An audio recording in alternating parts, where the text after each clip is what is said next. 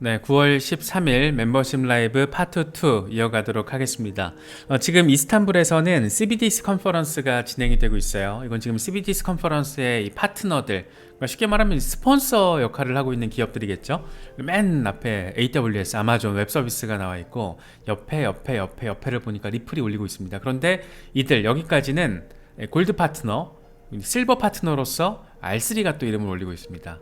재밌죠? 리플과 우리는 다 알고 있어요. 이제 리플과 R3가 어떤 관계인지를 알고 있고, 아마존 AWS가 리플과 어떤 관계를 가지고 있고, 블록체인 시장에서 이 클라우딩 시스템과 관련해서 어떤 관계성이 있는지 우리가 여러 번 짚어왔었는데, 이 설명하고 있는 게 참 의미가 큽니다. 이 리플에 대해서 지금 CBDC 컨퍼런스 측에서 파트너를 설명할 때 리플에 대해서 이렇게 설명을 하고 있어요. 리플은 지금 구축하고 있는 게 뭐냐면 가치의 인터넷을 구축하고 있어. 그래서 뭘 가능하게 하냐면은 가치를 전 세계에서 가치를 이동하게끔 가능한 걸 하고 있어. 그게 뭐냐면은 지금 정보의 이동과 흡사하게 정보가 이동하는 것처럼 가치가 이동하게끔 이 세상을 그렇게 만들고 있다는 겁니다. 이 가치는 뭘까요? 돈을 말하는 거죠. 돈. 그러니까 정보의 이동을 인터넷을 통해서 정보가 지금 움직이고 있는 시대를 우리가 인터넷 시대라고 하잖아요. 그런데 리플이 만들고 있는 시대는 뭐냐면 가치의 인터넷이라는 거예요. 돈이 인터넷망처럼 다 연결돼서 이걸 우리는 XRP 레저 위에 구축된 XRP ODL 통로라고 이야기를 하잖아요.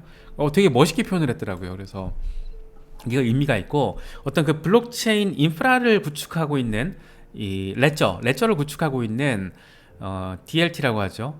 그 역할을 크게 하고 있는 게 R3잖아요. 이 CBDC와 관련해서 이 레저 위에서 누군가 들어와서 CBDC 플랫폼을 구축할 수 있는 그 환경 조성자, 그 환경 위에 실제로 CBDC가 막 돌아갈 수 있게끔 편리하게 브리지 커런시, 밸류의 어떤 이동을 쉽게 만들어주는 역할 R3. 그런데 이 둘의 공통적으로 스폰서 역할을 하고 이 위에 자리하고 있는 게 어디다? 일본의 SBI. 그러니까 SBI가 리플을 키운 거고 SBI가 R3를 키웠다라고 말을 해도 무방하다 라고 생각을 할 수가 있고요. SBI는 리플과 합작회사 SBI 리플 아시아를 만들었고, SBI R3 합작회사가 또 있어요. 그러니까 각자의 또 합작회사들이 있어요. 그러니까 이 둘은 CBDC와 관련해서 경쟁 관계로 표현되고 있는 경우도 많은데 사실은 형제 관계죠. 형제 관계. 거기다가 막 싸워서 누구 하나 죽여야 되는 경쟁 관계는 더더군다나 아니고 형제 관계인데 서로 상호 보완이 되는 형제 관계인 거잖아요.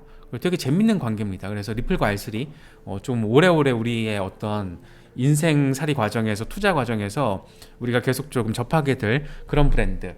AWS 같은 경우에는 우리가 흔히 이제 클라우드 서비스라고 생각을 하잖아요. 맞죠? 클라우드 서비스가 맞는데 문제는 뭐냐면은 이 클라우드 서비스가 블록체인화와 지금 맞물려서 아마존에서는 이미 구축이 되고 있다라는 겁니다. 특히 이제 우리가 아마존이랑 리플이랑 떠올릴 때, 아마존과 이제 클라우드를 떠올릴 때 이 두 가지를 좀 나눠서 살펴보면 더 좋을 것 같은데, 리플과 아마존의 관계에 있어서 이게 재밌는 포인트들이 많아요. 지금 일각의 그냥 XRP 강세론자들의 주장 가운데 하나가 뭐냐면, 아마존은 결국에는 XRP를 채택할 수밖에 없을 것이다 라고 얘기를 해요. 이건 사실 100% 그럴 거라고 단정할 수 없습니다. 왜냐면 아마존은 XRP를 채택할 수도 있겠지만 아마존 자체 코인을 만들 수도 있고, 아마존이 특정 스테이블 코인, 예를 들면 뭐 페이팔 스테이블 코인이라든가 USDT나 USDC를 채택할 수도 있고 여러 가지 카드들이 있어요. 그런데 그럼에도 불구하고 결제 수단으로서 XRP를 꼭 채택하지 않더라도 아마존도 어쩌다 보니 이래저래 얼레벌레 XRP 레저의 기술력을 도움을 받을 수 있는 그런 환경이 지금 이미 펼쳐졌다라는 게 하나의 우리에게는 굉장히 중요한 화두라고 할 수가 있습니다. 그 주인공이 뭐냐면 인터앵코. 작년 11월 말에 인터앵코가 아마존의 페이먼트 서비스 프로바이더 프로그램에 합류했다라는 소식이 전해졌습니다. 이게 뭐냐면 페이먼트 서비스 프로바이더 프로그램이 아마존의 쉽게 말하면 결제 서비스 프로그램의 회원으로, 협력사로 들어가게 된 건데, 이 프로바이더가 아무나 될 수 없다라는 거예요. 이 전체 회원 수가, 전체 프로바이더로 들어가 있는 기업 수가 27개인가? 얼마 안 돼요. 굉장히 소수예요. 그 중에 하나가 이제 인터앵코가 들어갔는데, 인터앵코는 나스닥에 상장되어 있는 브라질 기반의 기업, 은행, 투자, 신용, 보험, 국경 간 송금, 뭐 5만 가지 걸 다 하는 기업이라고 합니다. 중요한 건 뭐냐면 인터앵코는 리플의 파트너 기업이다. 그러니까 인터앵커가 브라질과 아마존의 어떤 송금 결제를 함에 있어서 XRP 레저를 기반으로 하는 환경이 마음만 먹으면 구축될 수 있다라는 거. 그래서 리플과 아마존의 관계성은 이렇게 꼭 직접적이지가 않더라도 간접적인 영역에서 이렇게 지속적으로 포착이 되고 있다라는 거 하나의 포인트라고 할 수 있고, 또 하나는 리플이 이번에 그 기후 협약에 참여한다라는 소식이 전해졌었거든요. 그런데 아마존 주도의 이게 기후 협약이에요. 그러니까 아마존이 2019년에 협약체를 설립을 했는데 여기에 51개 산업, 29개 국가 기업이 참여를 하고 있다라고 하는데 여기에 지금 리플이 들어간 거예요. 여기에 협약체에서 지금 목표로 하고 있는 거는 2040년까지 이 제로 카본 에미션, 탄소 배출 제로에 지금 도전을 하겠다라는 겁니다. 잘 아시는 것처럼 지금 파리 협정에서 전 세계 정부가 지금 목표로 하고 있는 그 데드라인이 2050년이거든요. 2050년을 목표 지점으로 삼아서 각국의 지금 협력체에서는 제로 카본 탄소 제로에 도전을 하고 있는데, 지금 아마존이 주도하고 있는 기후 협약체에서는 2040년을 데드라인으로 목표 타겟 지점으로 잡고 있고, 여기에 지금 잘 아시겠지만 탄소 배출과 관련해서 에너지 이슈와 관련해서 비트코인과 굳이 비교를 하자면 상대적으로 더 자유로운 프로젝트가 리플이잖아요. 굉장히 에너지 프렌들리 프로그램이라고 할 수 있으니까. 그래서 또 리플이 아마존 주도의 이런 협약체에도 참여하고 있다. 그래서 어떤 방식으로든 연결이 또 돼 있어요. 그래서 이게 궁극적으로 결제 페이먼트의 어떤 브리지 커런시로서 XRP가 채택될지 그래주면 좋겠지만 그건 아닐 수도 있고, 앞서 말씀드린 다른 카드들이 있고, 아니면 결과적으로는 아마존의 어떤 페이먼트 프로바이더들이 결제 송금을 함에 있어서 궁극적으로 XRP 레저를 일부 활용하는 상황이 현실화될 수 있다라는 거, 그런 부분이 또 굉장히 의미 포인트인 거죠. 그래서 어떤 미래에 결제 혁신과 관련해서 특히 이미 페이팔이 들어와 버렸잖아요. 스테이블 코인을 발행을 하면서. 그래서 이게 굉장히 큽니다. 특히 이제 아마존 말고 있잖아요. 대형 결제 플랫폼, 거기서 그 쇼핑몰인데 굉장히 큰 건데 제가 지금 이름이 생각이 안 나는데, 거기에서 결제 40%가 페이팔 통해서 이루어진다라는 거잖아요. 그래서 그 40%가 궁극적으로 추후에 블록체인 시대가 된다라면 페이팔 스테이블 코인으로 다 대체가 될 수 있다라는 거죠. 그런 것처럼 아마존도 어떤 방식으로든 이제 선택을 하게 될 겁니다. 페이팔이 들어왔고 경쟁 어떤 인터넷 상점 플랫폼에서 결제 시스템 자체가 블록체인 기반의 암호화폐로 전환이 될 가능성이 굉장히 높아졌기 때문에 그런 부분들 우리가 좀 생각을 해보면 긍정적인 포인트들이 자리하고 있다, 이렇게 조금 정리를 할 수 있을 것 같습니다. 특히 이제 아마존 웹 서비스 같은 경우에는 이미 블록체인 영역에 많이 들어와 있죠. 그래서 체인링크 노드도 AWS에 들어가 있습니다. 그래서 2021년 10월 벌써 꽤 됐죠. AWS 체인링크 퀵스타트, 그러니까 AWS를 통해서 체인링크 노드를 손쉽게 배포할 수 있는 거, 그러니까 체인링크 기반으로 뭔가 프로젝트를 설립할 수 있는 그런 환경이 AWS와 지금 연계되어 있다라는 거. 그래서 결과적으로는 여러 블록체인에서 데이터와 API 판매가 가능하다. 뭐를 통해서? 아마존 웹 서비스를 통해서. 재밌는 포인트라고 생각이 돼요. 이더리움도 지금 들어가 있고 굉장히 재밌어요. 그래서 아마존 같은 경우에는 우리가 대형 인터넷 상점 아마존을 전통적으로 떠올리는 경우가 많은데, 사실 그거는 이제 초기 모델이고, 아마존의 지금 수익화에 있어서 굉장히 가장 큰 역할을 차지하고 있는 거는 AWS입니다. 클라우드 사업이에요. 그런데 궁극적으로 블록체인화가 더 본격화된다라면 그 클라우드 시스템도 블록체인화가 돼야 되는데, 체인링크가 지금 그 역할을 하고 있는 거잖아요. 그런데 체인링크가 이미 AWS와 손을 잡고 일을 하고 있다. 재밌는 포인트죠. 저는 꽤 이런 거 보면, 기술적으로는 사실 저 잘 몰라요. 기술적으로 어떻게 좀 구현이 되고 이런 거는 저도 잘 모르는데, 이런 상황 이슈적으로 팩트 체크의 영역에서 바라봤을 때는 굉장히 이게 시대의 변화에 지금 아마존 웹 서비스, 아마존도 굉장히 깊숙하게 들어와 있다. 아마존이 뭘 한다라면, 예를 들어서 아마존 코인을 당장 발행해도 이상하지 않고, 페이팔 스테이블 코인을 채택을 하든 XRP를 채택을 하든 비트코인을 채택을 하든 뭘 해도 이상하지 않다. 그만큼 블록체인 영역에 있어서 아마존이 꽤 깊이 들어와 있다는 거, 이런 것들은 꼭 알고 머릿속에 조금 이렇게 챙겨가면서 투자 스탠스를 견제해 가시는 것도 좋을 것 같습니다. 어쨌든 빅테크잖아요. 굉장히 큰 빅테크라서 이런 흐름은 굉장히 중요 포인트다라고 평가할 수 있을 것 같습니다. 지금 싱가포르에서 토큰 2049 행사가 열리고 있잖아요. 그래서 참 저도 이번에 갈까 말까 하다가 좀 귀찮아서 말하는데, 브래드 갈링하우스 CEO가 블룸버그와의 인터뷰에서, 지금 보이시죠? 싱가포르 라이브예요. 블룸버그인데 지금 막 여러 가지 이번에 오늘 멘트를 막 쏟아냈더라고요. 미국은 암호화폐 스타트업이 피해야 될 유일한 국가다.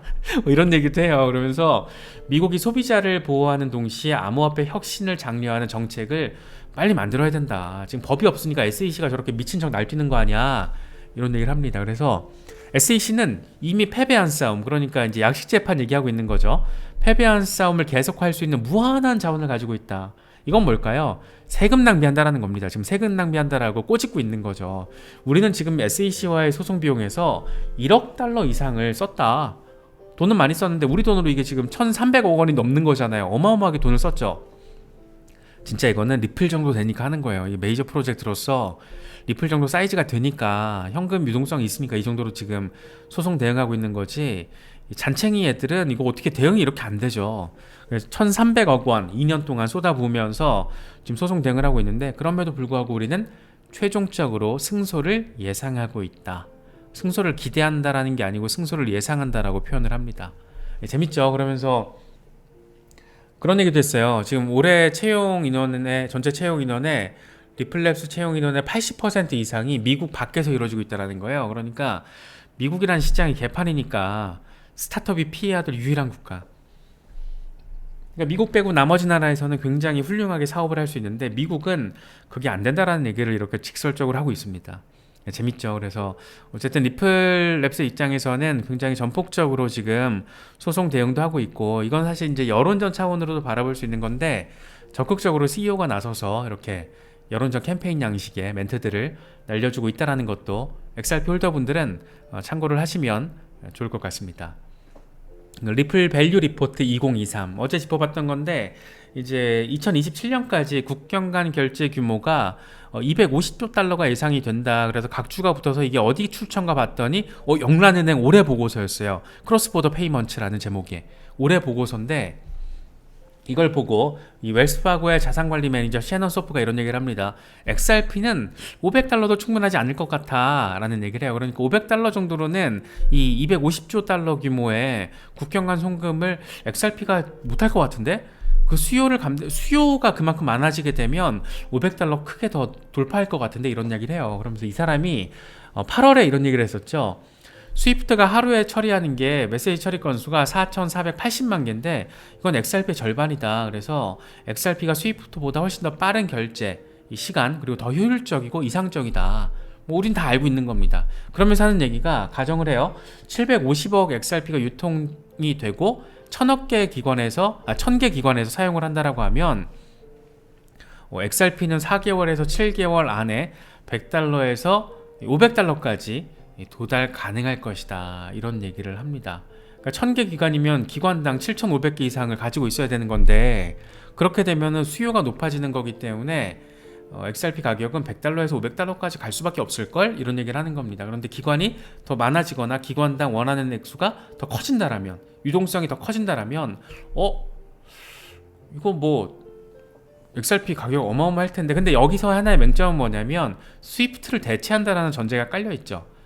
이거는 쉽지 않을 거예요. 그래서 이건 뭔가 되게 조금 굉장히 전폭적인 어떤 XRP 맥시멀리스트다운 멘트라고 할까?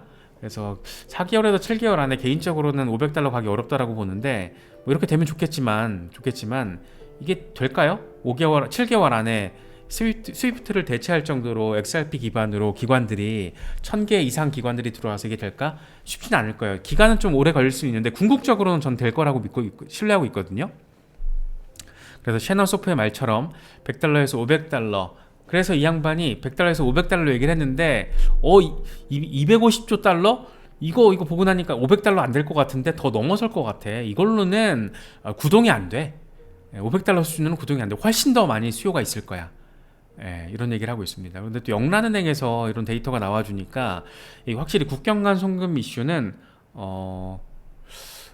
커요. 지금 어마어마한 글로벌 화두예요. 특히 이제 금융권에서는 어쨌든 살아남아야 되고, 어떻게 하면 국경 간 결제 송금을 효율성 있게, 다시 말해 효율성이라는 거는 빠르게 저렴하게잖아요. 이 두 가지. 근데 그걸 지금 가장 전폭적으로 구현하고 있는 게 리플 XRP이기 때문에 뭔가 이게 굉장히 큰 화두인데다가 각국 중앙은행들, 특히 중앙은행의 93%는 이 CBDC의 필요성에 대해서 인정을 하고 있다, 뭐 이런 설문 결과도 있으니까, 그래서 그런 거를 좀 생각을 해보면 뭔가 지금 상황은 간단치 않다, 뭐 이런 부분들도 우리가 조금 생각해 볼 수가 있습니다. 그래서 XRP가 글로벌 채택이 굉장히 가속화될 때, 그럴 때 공급 충격이 결국에는 발생할 수밖에 없고, 그렇게 됐을 때는 4개월에서 7개월 안에 $500까지도 갈 수 있다. 그런데 $500 이상이 될 수도 있다, 뭐 이런 얘기를 지금 하고 있습니다. 이렇게 되면 너무 좋겠지만, 네, 그렇죠. 착한 부자님 말씀처럼 혹시나 $500 이럴 수 있기 때문에 XRP 일부 물량은 중간중간 익절을 하시더라도 일부 물량은 항상 조금 이렇게 홀딩 하시는 게 나름의 또 전략적인 롤링업의 어떤 전략을 취하시더라도 그런 부분들 중요할 것 같아요. 그래서 뭐 여러 가지 지금 소식들 전해지고 있고, 소송 리스크 아직 남아있고, 9월에 XRP 언제 반등하냐 이런 말씀들 지금 궁금해 하시는 분들 많은 것 같은데, 저희 채팅방을 보면 XRP가 반등하거나 빠지거나 큰 움직임은 9월에 아날리스타 토레스 판사가 SEC의 중간 항소를 기각하느냐 승인하느냐, 그게 이제 분기점이 될 겁니다. 그래서 그게 저는 9월 안에 중순 전후 시점에서 나와줄 거라고 기대를 하고 있는데, 굳이 10월로 넘어갈 이유는 없다라고 보거든요. 그래서 조만간 나오지 않을까 생각되는데, 나오게 되면 그게 XRP의 방향성을 가로지르는 큰 분기점이 될 겁니다. 만약에 기각한다 그러면 XRP 안도랠리 할 거고, 이제 승인한다 그러면 좀 빠지겠죠. 빠지고 이제 항소법원의 판단을 또 기다려 봐야겠죠. 그래서 그런 상황이 있다라는 것도 참고하시고, 뭐 여러 가지 재밌는 것들 많으니까 너무 지금 현재 시세에 기운 빠지시지는 않았으면 좋겠습니다.